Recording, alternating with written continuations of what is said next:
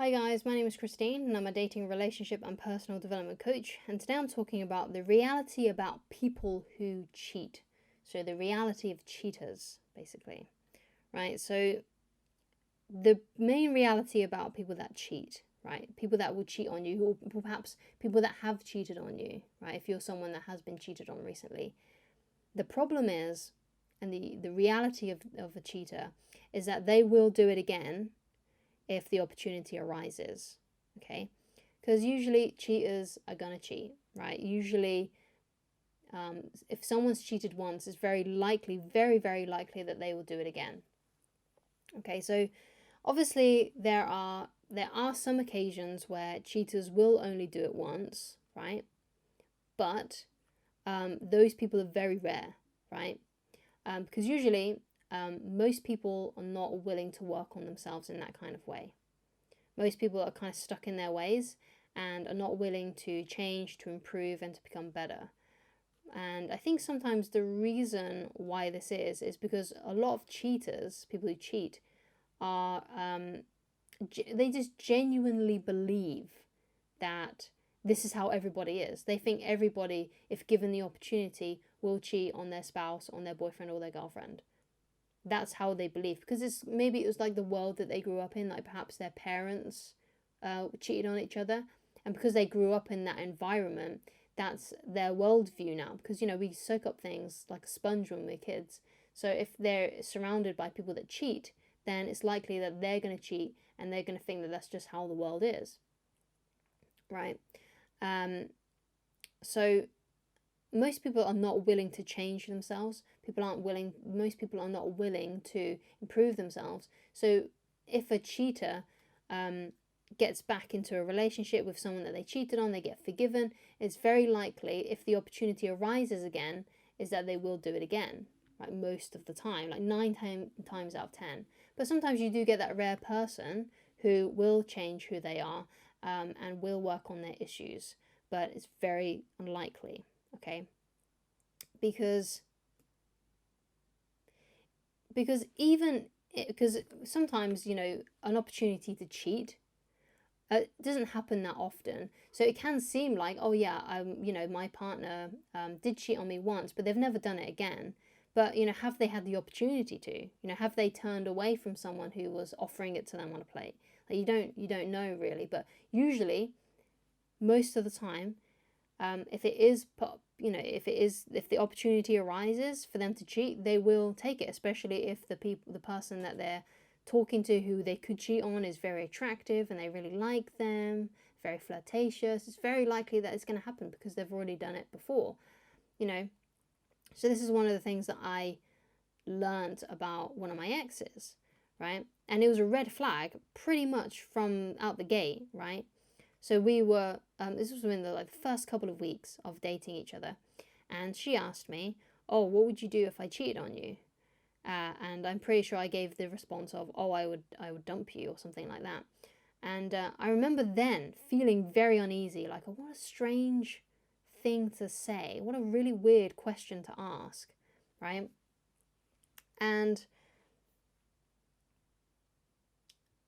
lo and behold, they did exactly that. Like a few months later, they cheated on me. And then I forgave them for that, really dumb idea.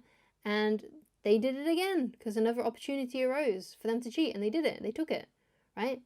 And, something that I learned was they had cheated on everyone before that they had been on dates with, that they'd been in a relationship with. So, and it seems like this is a common thread for most people that cheat, because I've spoken to a few other people that I know personally, and other people who have reached out to me from my channel about this sort of thing. And it always seems to be the way, like they either had already cheated in previous relationships, or they were surrounded with a family that would cheat on each other. They had parents that would cheat, or they had grandparents that would cheat, right? And they can't help themselves, right?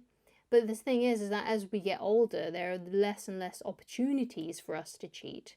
So sometimes two people can stay together and no cheating ever happens again, just simply because there was never an opportunity for the cheater to cheat again.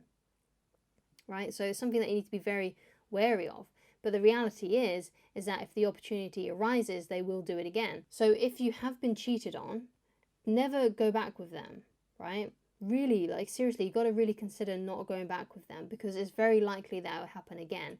You know, because you get some people that are kind of a bit naive and they think, oh yeah, I can change that person. You know, and I thought that too. I thought, oh yeah, I can change my ex, I can make them not cheat again.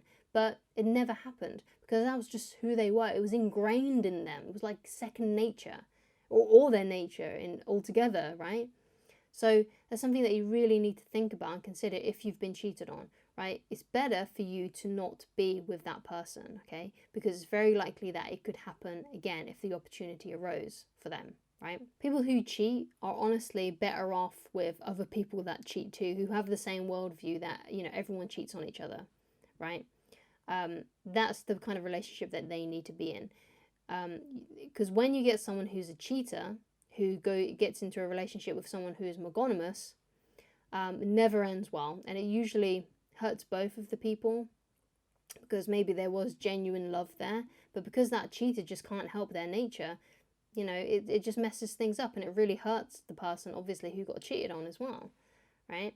Which is why it's never your fault if you get cheated on, because typically, most of the time, 9 times out of 10, maybe even more than that, right? It's their issue. They can't help themselves. It's second nature to them, right?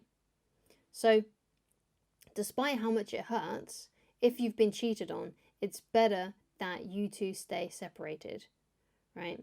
And you might even want to suggest to the person that cheated on you, if you're still talking to them, to go and find someone who is more polyamorous, or find someone who also cheats or doesn't mind doing that, who doesn't mind having multiple partners, because they're more likely then to have a more happy relationship. Whereas if you're someone who's monogamous and doesn't want to have a partner that has multiple partners, or you don't want to have multiple partners yourself, then it's best to find someone else who is monogamous. And when you go out on dates, you know, it can be quite, you never really know if you're ever going to get cheated on. But one of the best things that you can do to kind of give yourself the best chance is when you're out on a date with someone that you really like and you're getting to know one another, ask them if they've ever cheated on anyone. Or ask them, you know, have your parents ever cheated on each other? Did your grandparents ever cheat on each other? You know, asking things like that, right? And if, you know, you find out from them that, you know, none of that kind of thing has happened, and you can tell that maybe they really detest people that cheat, then that's more of a good indication that this could be someone that would be really good for you. As long as well, you know, they have the other things that you want as well. And they don't have other things that you don't like, right? That could be equally as bad, right? So you need to obviously, you know, that's a good thing if they don't cheat and they haven't had any cheating in their past, or no close family members that have cheated. You know, that's a good thing. But also, you know, you need to consider the other things that you want as well. Like you want someone that's probably like a good communicator, that takes care of their body, you know, things like that. So if you are trying to find someone that won't cheat, that's the best thing that you can do. But you should never get back with a cheater, despite how much it hurts. Unless, of course, though, it is something that you can put up with. Like if you don't mind turning a blind eye to what they do, then fine, more power to you. I know it's something that I personally wouldn't want, because I've been through that and I know how much it hurt me, and I would never want to feel that way again. It just doesn't feel good, and I just didn't respect her, knowing that she had been with other people. It just it just wasn't, left a really bad taste in my mouth, and I just didn't want to. No, definitely not. It made me see less. It made me see her in a lesser light. Like, yeah, you're not good. Like in a way, it kind of made me feel like she was trash. Right, basically. So obviously you don't want to be with someone who you feel like is trash, right? So